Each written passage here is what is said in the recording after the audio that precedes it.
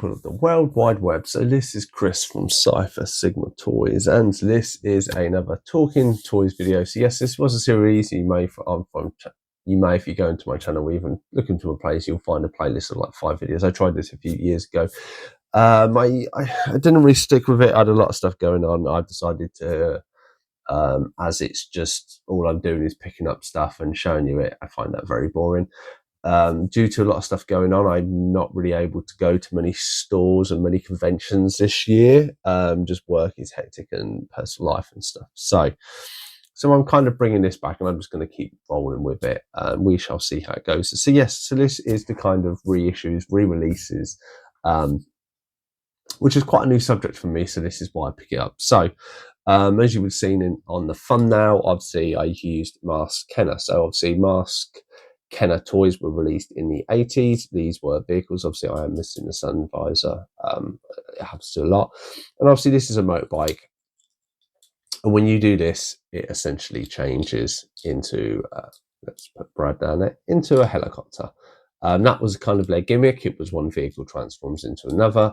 And then they had special masks that had special powers. This is Brad Turner, and his mask was Hocus Pocus, which would essentially create illusions and effects he could do. So say if there was someone coming, he'd create like or say someone was driving through a mountain pass, he could create the effect that the mountain was collapsing and boulders were coming down it, and obviously it may scare people and stuff like this. And it was good as a distraction.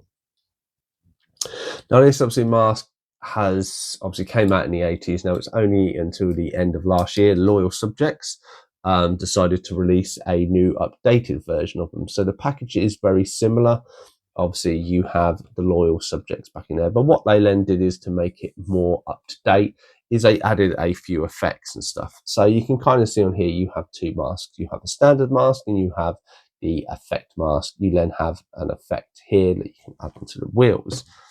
So I will show the figure. Here it is in all its glory, trying to get my hands out of the way.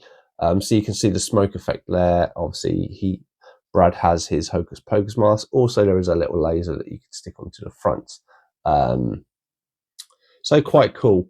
But this then kind of approaches the subject of you have the kind of new versions and you have the old versions, and what would you prefer to? Obviously, the newer versions, they're mass produced. They are sometimes affordable. In this instance, I would say yes, very affordable. I think about 20 quid, which is probably what you paid, probably maybe paid 15, 10 quid back in the day.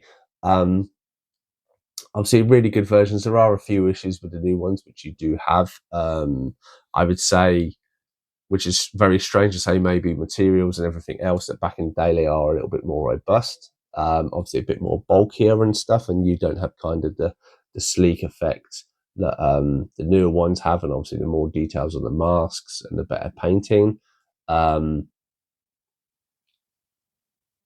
Even though my old one has a little bit of additional painting, which I didn't see on that.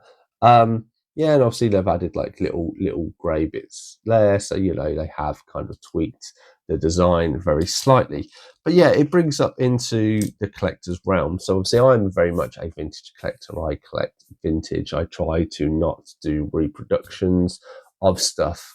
I have, on the very rare occasion, got the odd one. So I have a bit for Stinger for mask. I have got, just because I searched for a year, I couldn't find it. I didn't see any of them, see that part ever come up. Looking on sold listings, I couldn't find any sold listings. I never saw any shows. It would have to buy a complete one, and I just wasn't prepared to do that. So I bought one little additional thing for Stinger. I still have Matt Tracker's vents on the wings to get. You can get reproductions, and that's where I'm kind of leading. Again, I never see the one I want. I always see the other one, and it's being a bit of a pain. It's how much. So yes, I have 1 or 2 small reproductions. Mainly I try to keep away from it. This is kind of my first reissue, redone thing. I do have some other reissues of some 80s figures on the way. Personally, I wasn't really going to go into that. I wanted to keep it vintage, but having watched Slimehouse TV, if you've ever seen that, and Theo Kane was seeing a talk about Teenage Mutant Ninja Turtles, he kind of said something about the reissues of those figures and said, look, at the end of the day, if he liked it, he would pick it up, because at the end of the day, why pay 20 quid for a figure that you really like? Yes, the design might be very slightly different from what the original one is, but then if you wanted the original one, you're looking at 100, 200. And it's like, why pay 5, 6, 7, 8 times, maybe 10 times the amount of the original figure or the re-released figure for something that essentially is great to have it, but it sits in a cabinet and it only represents something, and the new one could represent the exact same thing. So I like that logic, that kind of, because I'd already bought this, kind of spurred on that idea that, I do think when it comes to, if you are a diehard completist, and yeah, fair enough, that's what you want, no reproductions. Most cases, as I say, I don't have many reproduction anything, and I'm very transparent with those in my collection, but it will be very few here, and 1 or 2 little bits for Mask maybe, and that's about it. Then obviously it's reissues that you can clearly see, and obviously I use the box to display, so you can tell that this is the Loyal Subjects one. You can look when you compare it anyway. But what do you feel at home? Do you feel that being in reproductions is then devalues the cost of your collection, and that you bought it and paid all this money on the pretense that obviously there would never be any newer versions? Is this a way to rejuvenize the toy collecting? Mask, obviously, there's only so many toys and figures that they had of Mask. Once they've done them all, would they do unproduced ones? Will that then be a way you could filter stuff in? Obviously, like Gloria never got her vehicle. We have Random Toys doing that version. I'll throw a picture up of what that one is, and it looks really cool. Random Toys aren't the cheapest. Obviously, they're private. I think it's close to £100 for that. If Loyal Subjects were to do a figure like that, it probably wouldn't be that expensive. I mean, these may be cheaper because you get the old molds, you scan them all in, you take them all apart, you can rebuild them again. Mostly it's like for like, and a lot of the work's done. Whereas if you're building something unproduced, you have that bit. But yeah, that has been my discussion about reissues, and redoing the versions. Let me know your thoughts and feelings at home. Do you stick with it's vintage 100%? I'm not touching it.